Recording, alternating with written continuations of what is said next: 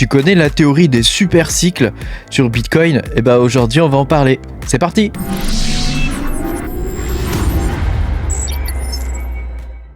Bonjour les amis, je suis très content de vous retrouver aujourd'hui dans cette nouvelle vidéo où on va parler de la théorie des super cycles sur Bitcoin.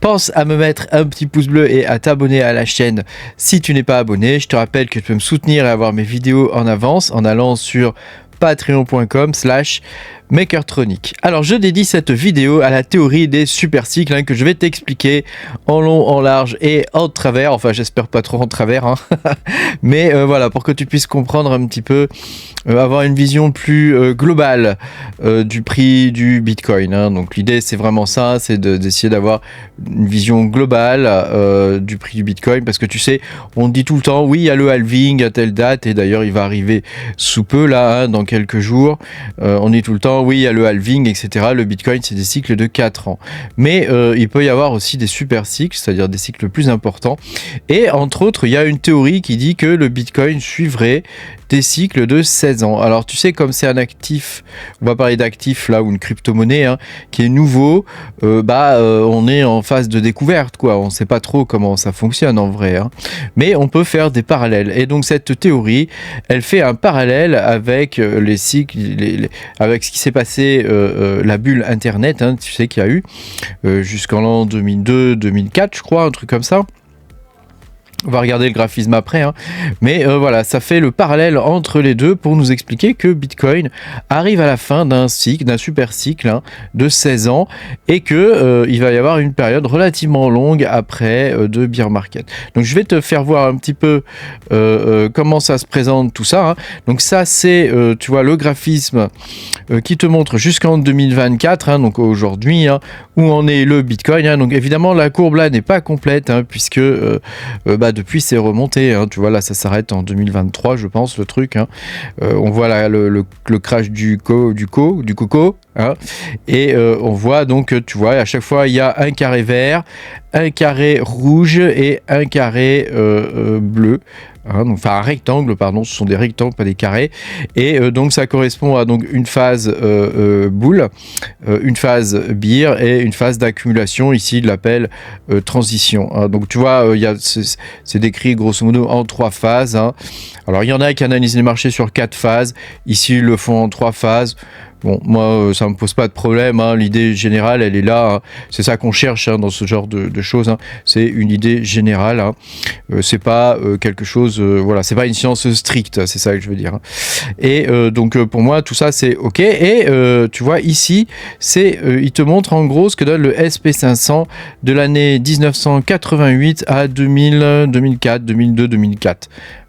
Donc ça correspond grosso modo à la bulle Internet, Et dans le SP500, donc il y a quelques valeurs notables, dont Microsoft, par exemple, qui ont fonctionné exactement comme ça. Donc comme tu peux le voir, il y avait une phase verte, donc d'une phase boule, et puis il y avait des phases plus courtes de bear. Des phases plus courtes de bear. Et pour le coup, tu vois, ça prend 16 ans. 16 ans avec une phase, comme tu pourras le noter à la fin, beaucoup plus longue de bear. Donc dans l'idée, ça donne quelque chose, si on schématise un peu tout ça, ça donne quelque chose comme ça. On a des vagues montantes, jusqu'au moment où on a une phase de bear un peu plus importante que les phases de bear qu'on pouvait avoir ici, tu vois. Donc là, ça nous donne, grosso modo, ce qui pourrait se passer sur le Bitcoin avec son super cycle de 16 ans.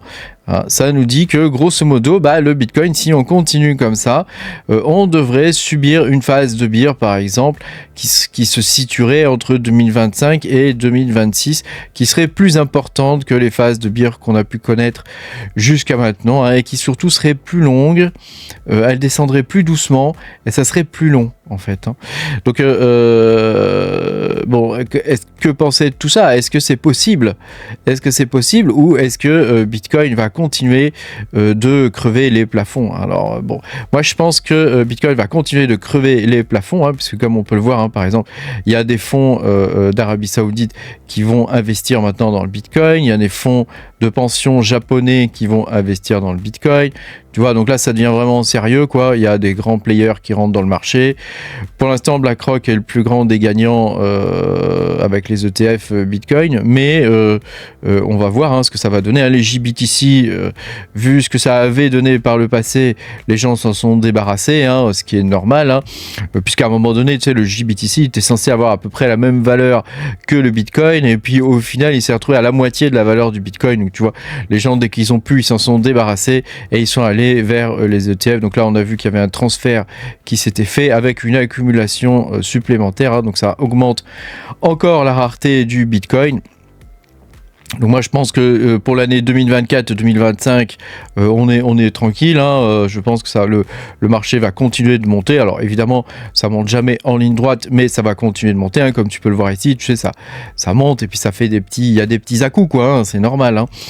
Et puis par contre je pense qu'après effectivement on pourrait assister à quelque chose comme ça dans le sens une fois que l'euphorie cette énorme euphorie, y compris cette fois des institutionnels, hein, est terminée, et ben on aurait une phase de bear qui serait beaucoup plus longue et qui effectivement pourrait être un peu plus pénible. Hein. Donc je pense qu'il faut bien se préparer à ce bull run là parce que le prochain, c'est pas sûr qu'il soit aussi bon que celui qu'on va vivre là.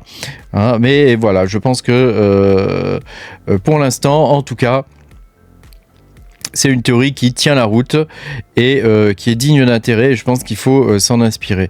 Après, bon, évidemment, personne ne connaît l'avenir. Hein. On ne sait pas du tout comment va se comporter le Bitcoin dans 4 ans. Hein. Mais disons que le bull run qu'on va vivre ici avec l'entrée des institutionnels officiels, hein, quelque part, ça donne ses lettres de noblesse à Bitcoin. Et voilà, une fois que ça sera fait, qu'est-ce qui restera quoi? Le Bitcoin, c'est pas non plus quelque chose qui est fait pour la masse. Hein. Malheureusement, il a un peu raté sa cible quelque part, hein, puisque effectivement, c'est pas tout le monde qui peut avoir un portefeuille crypté, etc. Tu vois, c'est quand même pas toujours très simple. Hein. Et puis surtout en termes de transactions, c'est pas assez rapide pour pouvoir supporter toutes les transactions qu'il pourrait y avoir. Aller acheter ta baguette de pain avec le Bitcoin, ça reste difficile quoi. Quand on regarde quand même ce que donne le Bitcoin Lightning et tout ça, ce sont quand même des semi-échecs ou des semi-victoires, ça dépend de comment on voit les choses, mais en tout cas il n'y a pas eu une adoption de masse grâce à ce type de technologie. Il y a des technologies prometteuses comme Kaspa par exemple, hein, qui permettent de faire grosso modo ce que voudrait faire le Bitcoin, mais encore faut-il que les gens acceptent de placer de l'argent dans le Kaspa et de le faire monter sur CoinMarketCap. Hein. Ça c'est une autre histoire. Hein. Voilà.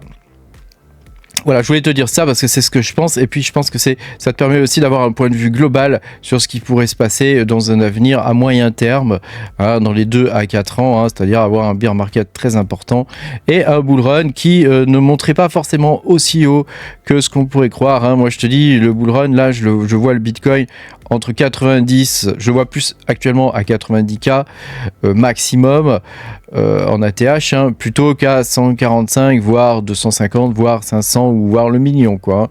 Je le vois pas monter à des capitalisations aussi importantes. Hein. Par contre, 90K, oui, là, pas de problème. Je pense qu'il va y aller. Merci beaucoup d'avoir suivi cette vidéo. N'hésite pas, toi, à me dire ce que tu penses de cette histoire des super cycles de 16 ans hein, sur Bitcoin. Hein. Et n'hésite pas à me dire ça dans les commentaires. Hein. J'essaie de répondre à tout le monde comme d'habitude. Hein. Voilà, pense à mettre un petit pouce bleu et à t'abonner à la chaîne si t'es pas abonné. Puis moi, je te dis à bientôt pour de nouvelles aventures. Salut, salut!